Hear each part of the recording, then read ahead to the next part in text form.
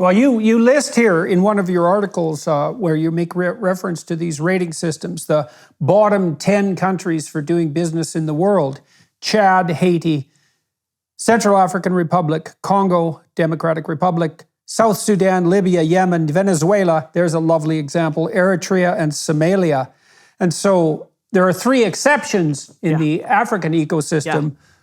Mauritius, Rwanda, Kenya, South Africa, Botswana, and Zambia. You pointed out in your prospectus, is it prospectus article? Yeah, prospectus article of Artfish Institute. Right, that Mauritius is a rising star, and Rwanda is in some ways comparable to Georgia. So some of these countries have started to get this right. Yes. And so what's the consequence of that? And what does right mean? What they have understood, what these countries have understood, is that economic freedom is at the center for prosperity building. Rwanda, for example, Paul Kagame, the president of Rwanda, is explicit about it. He said he wants to be the Lee Kuan Yew he wants to be the Singapore of Africa, and Lee Kuan Yew is his model. Now, the dirty mouths are gonna start shouting, oh yeah, see, authoritarian, blah, blah, blah, whatever. Me, I wanna talk only about on the economic side. If you take Lee Kuan Yew and Singapore as your example, then it means that, like him, you're going to have to be serious about economic freedom.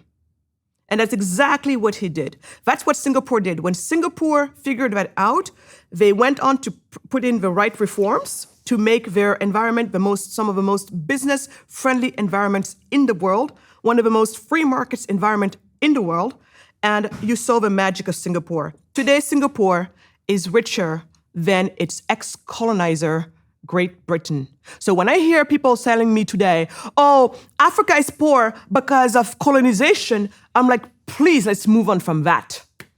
Does it have maybe a tiny percentage in where we are today? Maybe, and I don't know.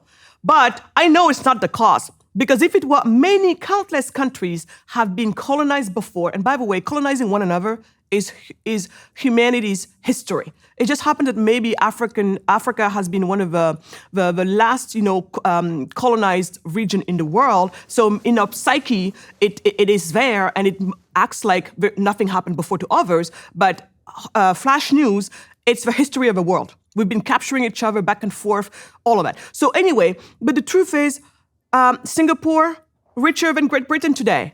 And then Hong Kong happened. And then because Hong Kong happened, China even today happened. Because China's like, wait a minute, what went on over there? And then China went on to do the exact same thing with its SEZs, the special economic zones, some of the most free market zones in the world. And then look at it happen in communist China, who, when it comes to economics, decided that we're going to do the free market, we're going to be capitalist, because that's the only way. We tried everything else.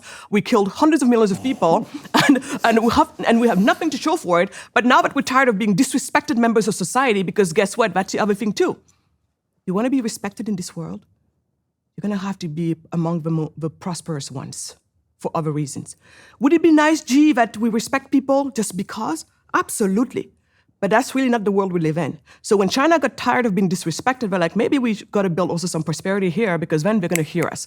And today, China, being one of being where it is at, even Hollywood, who tries to tell the world how to think, is being told by China what movies to make and how to tweak stories and history in order to be palatable for them.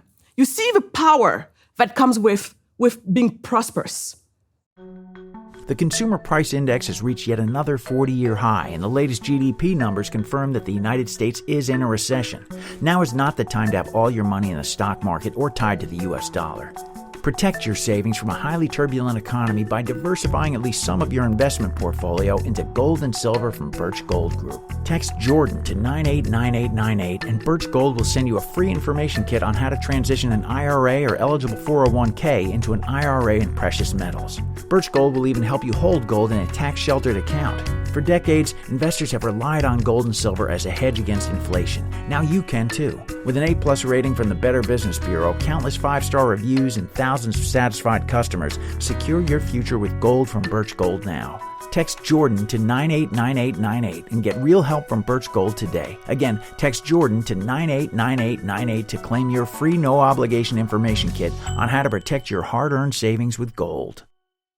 What would you recommend concretely to countries like Senegal to get the hell out of the way, let's say, of the people who would, like you, would do everything they could to try to make it better? I mean, one of the things that happened with India is India established the Indian Institute of Technology, which is a deadly engineering school. And a huge number of its graduates went to Silicon Valley, as you well know. And many of the successful Indian graduates of IIT started to dump money back into India and build a capitalist infrastructure there, or help build a capitalist infrastructure there. So this sort of thing can really take hold. If you were making recommendations to governments who wanted to get on board and stop being like Chad, Haiti, Central African Republic, Congo, South Sudan, Libya, Yemen, and Venezuela, etc., what concrete steps should they take from the bottom up to get the hell out of the way? Exactly. So two things we've been doing, because I'm a practitioner, as that's my entrepreneurial journey. I'm an entrepreneur, so I practice what I preach.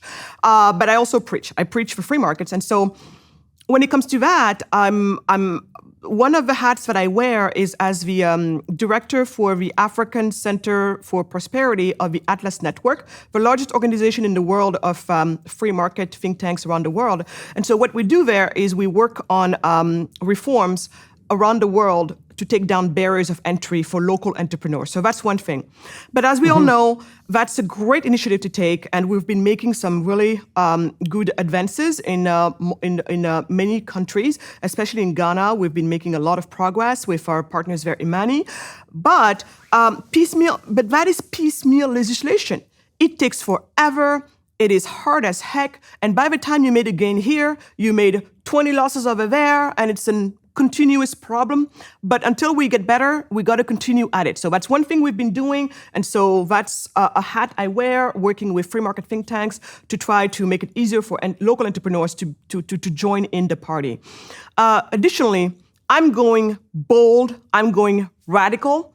For the past few years, we've been advocating an idea for Africa that found some of its roots in Latin America. And again, I'm related to the people who are involved in this. My husband being one of the key figures in this movement, a movement called the Charter Cities. Paul Romer calls it like that. He's a Nobel laureate in economics.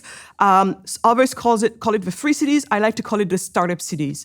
So the best way to think about it, Jordan, and it goes back to what you were talking about earlier when you use the word operating software. Most of the most of the low-income nations, so meaning back in the days, the way we used to call it is poor nations, they have regulations for poverty. They're basically regulated for poverty, meaning the set of law, poverty. It only calls poverty. And so what some of these folks have thought about, looking at the Dubai example, Dubai just recently entered the top 10 of international financial centers of the world. And what Dubai did at some point is think about it and be like, on this bare, plot of sand that's technically worth nothing right now as is, this 110 acres of land, sand everywhere. They're like, well, maybe Sharia law is not the best for business. We got to think about better set of laws for business. We're talking only about business, not family law, not anything else but business. And they decided there's got to be something better. And so they looked around, and that's actually when, to take one of the terms you used earlier, they're starting to realize, common law is actually a better way for business, specifically British common law. So at that point, and I'm oversimplifying here because otherwise we can totally geek out on it. Remember, this is like one of my latest things that I've been involved in, but latest, it's been the past 10 years, and I'm going to share with you a win. So Dubai is like, we have to adopt British, common law, primarily British common law. We're going to hire retired British common law judges to come and educate the law here, train our own people.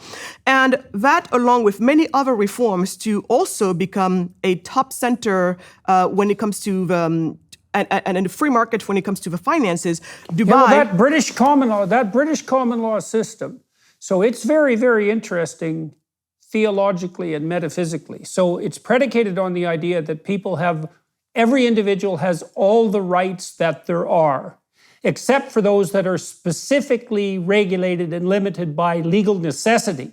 And then generally that realm of necessity has emerged only as a consequence of disputes between people. So you're free to do whatever you want unless you have a dispute with someone else. Then the dispute is adjudicated according essentially to constitutional and theological principles, and then a precedent is established. And then the whole body of law built up that body of precedents. Yes. Yeah, and it's bottom up, not top down. It's totally And that. English common law is a gift from God, man. No, It's something else. Absolutely. And that's the key word there when you said bottom up. So common law is so much better for bottom up approaches. And we all know that markets work better in a bottom up approach. And also, when they have to educate the law and resolve a dispute, they're going to be much more respectful to the contract that was passed between the two parties than, say, civil law would be. Right? And so anyway, so from this standpoint here, you have Dubai who's now trying to put all of this together, and eventually they put a set of laws together that would now be conducive to being a top international financial center in the world. And voila, in less than a generation, in less than 25 years, Dubai completely unrecognizable.